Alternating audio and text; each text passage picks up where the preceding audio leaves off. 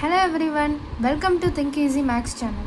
இன்னைக்கு நம்ம 12th standard Maxல chapter 2ல இருக்க காம்ப்ளெக்ஸ் நம்பர்ஸ்ல எக்ஸசைஸ் 2.5 அந்த எக்ஸசைஸும் அதோட ரிலேட்டட் எக்ஸாம்பிள்ஸும் பார்க்கறதுக்கு முன்னாடி நம்ம இந்த எக்ஸசைஸ் போகிறதுக்கு முன்னாடி சில ப்ராப்பர்ட்டிஸ் தெரிஞ்சுக்கணும். யாருடைய ப்ராப்பர்ட்டிஸ் அப்படின்னு பார்த்தோன்னா நம்ம ப்ரீவியஸாக 2.4ல வந்து சர்டன் ப்ராப்பர்ட்டிஸ் பார்த்தோம் இல்லையா, கான்ஜுகேஷனுக்கு என்ன பண்ணணும். அதே மாதிரி இங்கே வந்து யாருக்கு ப்ராப்பர்ட்டிஸ் பார்க்க போகிறோன்னா மாடுலஸ்ன்ற காம்ப்ளெக்ஸ் நம்பருக்கு வந்து ப்ராப்பர்ட்டிஸ் பார்க்க போகிறோம். ஓகேவா? ஸோ இதில் மொத்தம் 8 ப்ராப்பர்ட்டிஸ் இருக்குது. அதில் 1-2 மட்டும் நமக்கு ரொம்ப இம்பார்ட்டன்ட். அதோட ப்ரூஃப் கண்டிப்பாக நம்ம படித்து வச்சுக்கணும்.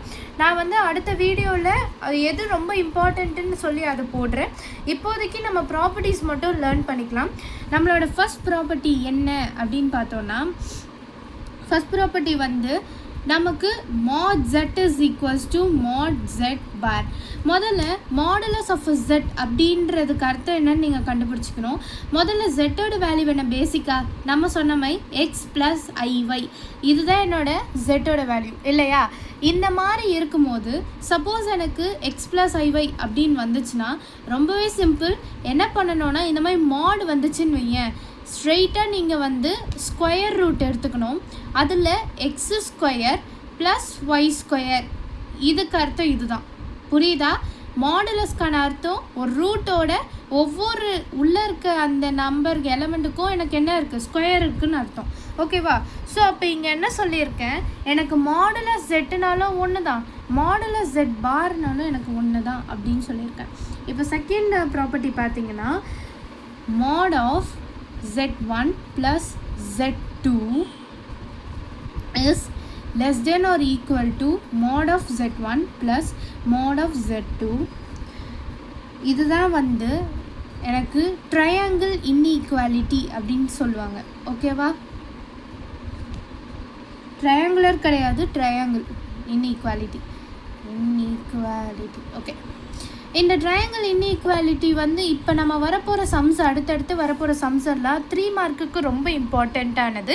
நீங்கள் செகண்ட் சாப்டர் எடுக்கும்போது உங்களுக்கு அவங்க 3 மார்க் எடுக்கணும்னு முடிவு பண்ணிட்டாங்கன்னா எக்ஸாம்ஸில் இந்த மாதிரி சம்ஸ் தான் கேட்பாங்க. ஓகேவா? அப்போ நீங்கள் இதெல்லாம் தெரிஞ்சு வச்சுக்கினா தான் உங்களால் சால்வ் பண்ண முடியும் இல்லையா? ஓகேவா? ஸோ அதனால தான் நான் என்ன சொல்கிறேன், இந்த மாதிரி நீங்கள் இந்த ப்ராப்பர்ட்டிஸை ஞாபகம் வச்சுக்கணும். சின்ன சின்ன ப்ராப்பர்ட்டிஸ் தான், இதெல்லாம் ஈஸியாக ஞாபகம் வச்சுக்கலாம். ஓகேவா? அடுத்து இப்போ எனக்கு அடிஷன் வந்திருக்கு. அப்போ அடுத்து என்னவாக இருக்கும், ப்ராடக்டாக இருக்கும் இல்லையா. z1 z2 is equals to தனித்தனி மாடை எழுதிக்கணும். mod of z1 into mod of z2, அவ்வளோதான். நெக்ஸ்ட்டு ஃபோர்த்து ப்ராப்பர்ட்டி எனக்கு அதுவே வரும், அதாவது ப்ளஸ் வந்துருச்சு மல்டிப்ளை வந்துருச்சு. அப்போ அடுத்து யார் வருவா, சப்ராக்ஷன் தான். எனக்கு அடிஷன் மாதிரியே தான் வரும். ஓகேவா? ஆனால் என்ன மாறப்போகுதுன்னா, இந்த இன்இக்வாலிட்டி இருக்குது பார்த்தீங்களா, இது மட்டும் எனக்கு மாறும். அப்போ இந்த பக்கமாக இருக்கிறது எனக்கு இப்படி வந்துடும். சரியா? அப்போ எனக்கு அப்புறம் இன்னொரு டிஃப்ரென்ஸும் இருக்குது, த ஹோல் mod ஆஃப் ரொம்ப கேர்ஃபுல்லாக பாருங்கள்.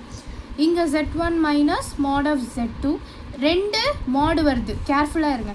ஸோ இங்கே எனக்கு நெகட்டிவ் வந்தாலும் எனக்கு இங்கே என்ன ஆகிடும், பாசிட்டிவ் ஆகிடும். அதுதான் அவங்க மீன் பண்ண வருது. ஓகேவா? நெக்ஸ்ட்டு ஃபிஃப்த்து ப்ராப்பர்ட்டி பார்த்தீங்கன்னா, அடிஷன் வந்துச்சு, மல்டிப்ளிகேஷன் வந்துச்சு, சப்ராக்ஷன் வந்துருச்சு. அப்போ தேர்ட் என்ன, ஃபோர்த் என்னது, டிவிஷன் தானே. அப்போ எனக்கு z1 / z2 the whole mod is equals to mod of z1 divided by mod of z2. இதில் z2 வந்து எனக்கு என்னவா இருக்கக்கூடாது, நாட் ஈக்குவல் டு 0. ஓகேவா? இல்லைன்னா எனக்கு அது என்ன ஆகிடும், இன்ஃபினைட்னு ஆகிடும்ல. ஸோ அதனால தான். ஓகேவா? இப்போ 6th ஒன் பார்ப்போம். நம்ம முன்னாடி ஏற்கனவே அந்த கான்ஜுகேஷனே பார்த்தோம். நீங்கள் பார் போட்டு பவர் எழுதிங்கனாலும் அந்த பவரை உங்களுக்கு என்ன செஞ்சிடும், பார் எலிமினேட் பண்ணிடும் இல்லையா. அப்போ இங்கேயும் அதே கேஸ் தான். இங்கேயும் எனக்கு z பவர் n மாடுன்னு எடுத்துக்கிட்டேன்னு வைங்களேன். இதை நான் எப்படி எழுதிக்கலாம், mod z, இங்கே எனக்கு பவர் n வந்துடும். இதில் ஒரே ஒரு கண்டிஷன் தான், n வந்து யாராக இருக்கணும்னு பார்த்தீங்கன்னா இன்டீஜராக இருக்கணும். ஓகேவா? n எனக்கு இன்டீஜராக இருக்கணும். நெக்ஸ்ட்டு 7th ஒன் பார்ப்போம். 7th ஒன்னில் பார்த்தீங்கன்னா எனக்கு லாஸ்ட்டில் நம்ம அங்கேயும் எனக்கு என்ன பண்ணோம், கான்ஜுகேஷனில் 2 பார்த்தோம். ஒன்று ரியல் பற்றி பார்த்தோம், இன்னொன்று இமேஜினரி பற்றி பார்த்தோம். கரெக்டாக?